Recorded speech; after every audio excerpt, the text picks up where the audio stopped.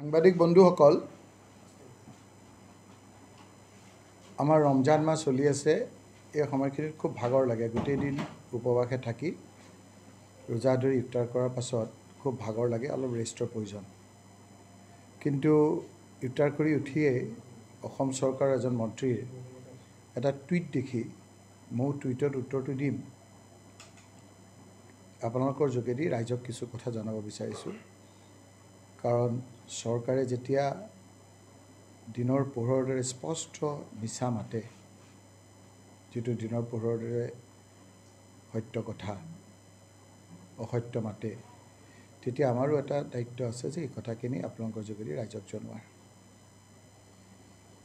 আমাৰ এজন মন্ত্ৰীয়ে লিখিছে, গৌৰৱ গগৈ ডাঙৰীয়াৰ এটা টুইটৰ উত্তৰত, যে মোক যিদিনা বিভিন্নজনে আক্ৰমণ কৰিছিল, সেই আক্ৰমণত তেওঁ লিখিছে যে first, not of the accused belong to the BJP. তাত কোনো বিজেপিৰ সদস্য নাই বুলি তেওঁ লিখিছে। এই কথাখিনিৰ আঁত ধৰি মই ক'ব বিচাৰিছোঁ যে যিদিনা ঘটনাটো হ'ল, সেইদিনা সকলো টিভিত জল পটকৈ ভিডিঅ',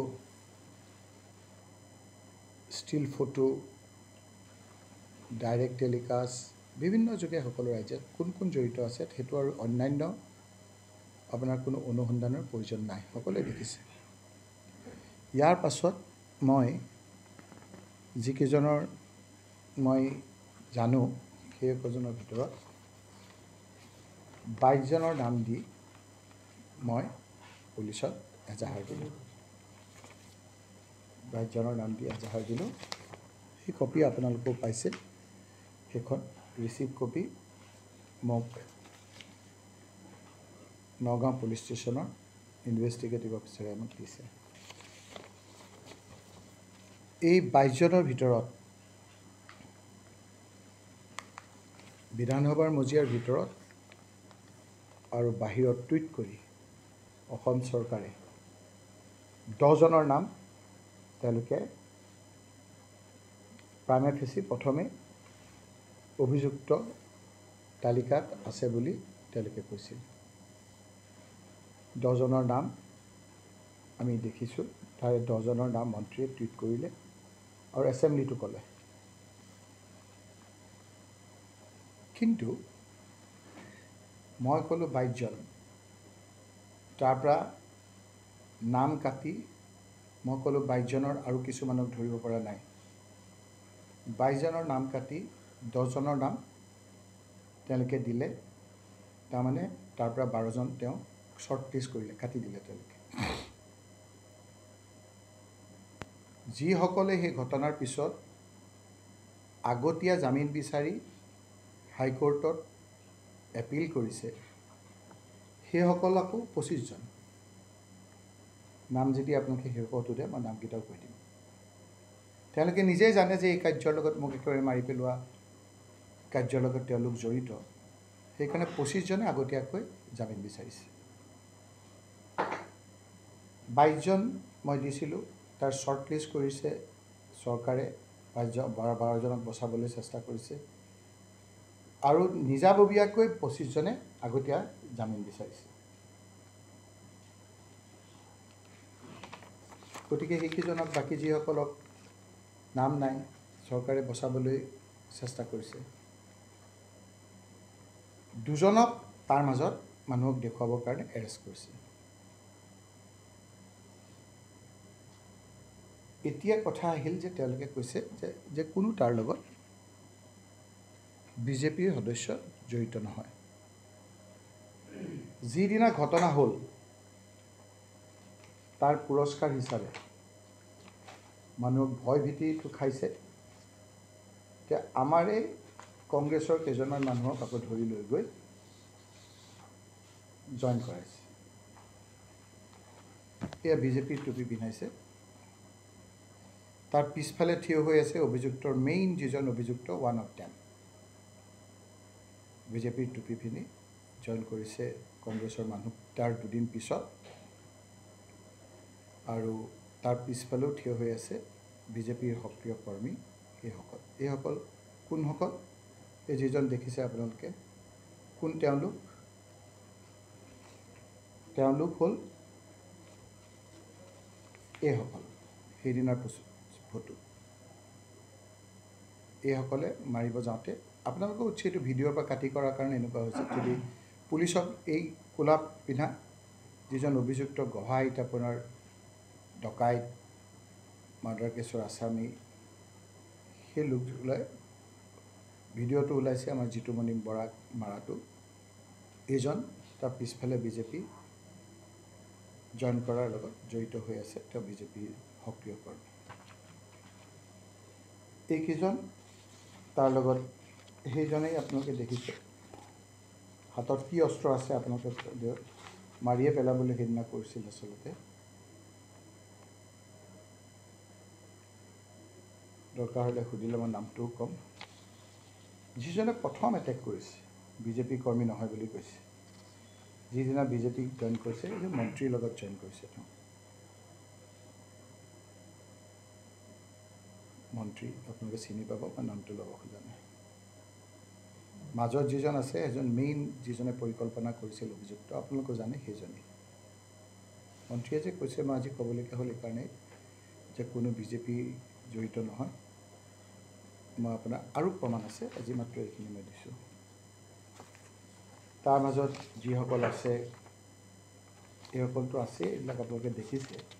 কিন্তু বিজেপিৰ লগত জড়িত যিটো কথা কৈছে, সেই বিজেপিৰ লগত জড়িত থকা অলেখ উদাহৰণ মই এতিয়া তথ্য দাঙিলোঁ যে বিজেপিক তেওঁলোকে জইন কৰা বিজেপি কৰ্মী, যিকোনো ইনকুৱাৰীত তেওঁলোক জলজল পটপটকৈ ওলাই পৰিব। এইটো নজিৰবিহীন ঘটনা যে ২৫ জনে আগতীয়াকৈ জামিন বিচাৰিছে, চৰকাৰে আকৌ 10 জনৰ নাম দিছে। তেওঁলোকে নিজেই জানে যে মই এইটোৰ লগত জড়িত। ইয়াৰ লগত আৰু কোন জড়িত হৈ আছে? এয়া হাইকোৰ্টৰ কাগজ, মোৰ নহয়। হাইকোৰ্টৰ কাগজত কি আছে? ইয়াৰ লগত 376 গেং ৰেপৰ লগত জড়িত ব্যক্তি, গেং ৰেপৰ লগত জড়িত ব্যক্তি। 307 মাৰ্ডাৰ কেছৰ আসামী, 201 এই সাক্ষীবাদীবিলাক যে নাইকিয়া কৰে, সেই কেছৰ আসামী।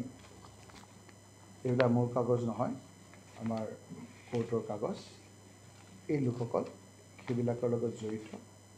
এতিয়া চৰকাৰে সেই কেছৰ 2জনক এৰেষ্ট কৰিছে।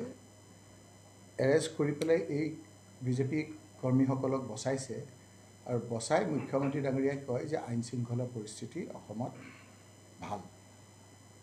মই ৰকিবুল হুছেইন কোন সেইটো গুৰুত্বপূৰ্ণ কথা নহয়। মই এজন নিৰ্বাচিত সাংসদ।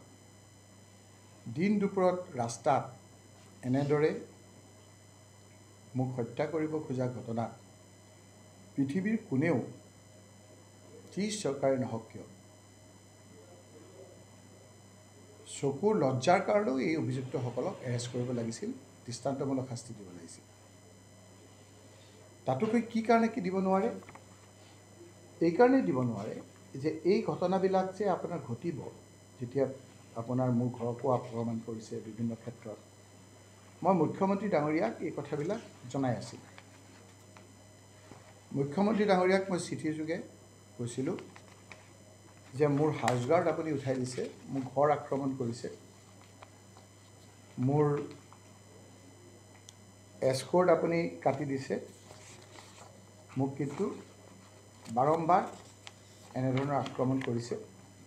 গতিকে এই ক্ষেত্ৰত মুখ্যমন্ত্ৰী হিচাপে, গৃহমন্ত্ৰী হিচাপে আপুনি ব্যৱস্থা ল'ব লাগে বুলি মই মুখ্যমন্ত্ৰী ডাঙৰীয়াক 16/10/2024 তাৰিখে লিখিছিলোঁ যে unfortunately my security escorts as well as house guard were withdrawn without assigning any reason. মোক 4-5বাৰকৈ এটেক কৰিলে, মই দিছিলোঁ। তাত মই স্পীকাৰকো কপি দিছিলোঁ, আৰু অন্যান্য আমাৰ হোম মিনিষ্টাৰকো দিছিলোঁ। স্পীকাৰে লগে লগে এই কথাখিনি চিফ ছেক্ৰেটাৰীলৈ দিছে। স্পীকাৰে বালাগুৰুজী deputy secretary, the ministry of home affairs, home secretary Shri Gobinda মোহনলৈ স্পীকাৰ অফিচৰ পৰা দিছে। লগতে ইয়াৰ কপি মোৰ লগতে চিফ ছেক্ৰেটাৰীকো দিছে যে মোৰ হাউচ গাৰ্ড, মোৰ এস্কৰ্ট, মোৰ ছিকিউৰিটি কিয় উঠাই দিছে, মই যিখন চিঠি দিছিলোঁ তাৰ কপি দি সুধিছিল যে action taken in the matter may also' kindly be ইণ্টিমেটেড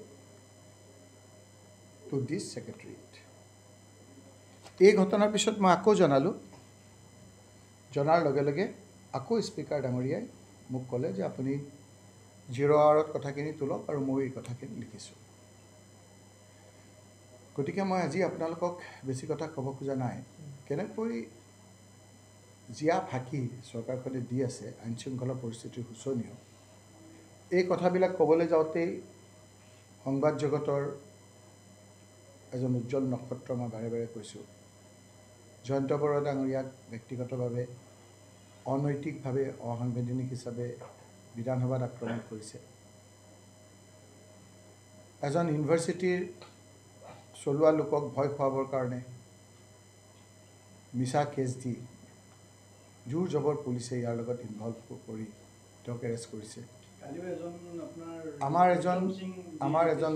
এজন উদীয়মান অসমৰ যুৱক ছ'চিয়েল মিডিয়াত এজন MLAক সমালোচনা কৰাৰ কাৰণে ঘৰৰ পৰা চুচুৰাই লৈ গৈছে, কিন্তু এজন নিৰ্বাচিত প্ৰতিনিধি MP দিন দুপৰত একেবাৰে হত্যা কৰিব বিচৰাৰ পিছতো বুকু ফিন্দাই এইটো অকল হিমন্ত বিশ্ব শৰ্মাৰ বাহিৰে অন্য কোনেও ইমান সাহস গোটাব নোৱাৰে। তেওঁ সঁচাকৈ সাহস আছে যে তেওঁ এই লোকসকলৰ বিৰুদ্ধে কোনো ধৰণৰ ব্যৱস্থা ল'ব পৰা নাই। চাব্বাছ মুখ্যমন্ত্ৰী।